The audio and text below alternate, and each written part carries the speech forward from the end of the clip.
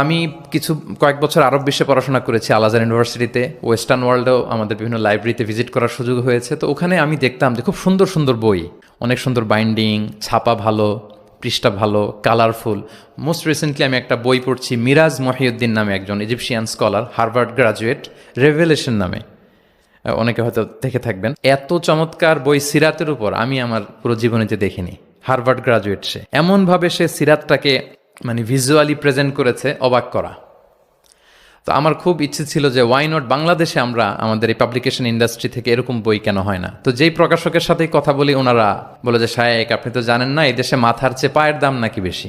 তাই আমি বললাম এটা আবার কি জিনিস। বলে যে পায়ে তো জুতা পরে, মানুষ জুতা কেনার জন্য অ্যাটলিস্ট 2,000 টাকা বাজেট রাখে, মানে 2,000 টাকার কমের নিচে নাকি জুতা হয় না এই দেশে, ভালো জুতা। তো বলে যেই লোক 2,000 টাকা দিয়ে জুতা কিনবে পায়ের জন্য, সে বই খুঁজে 600 পৃষ্ঠার বই হইতে হবে, দাম হইতে হবে 500 টাকার নিচে। তো এই ব্যাপারটা যৌক্তিক, আমাদের মধ্যে ওই কালচারটা গড়ে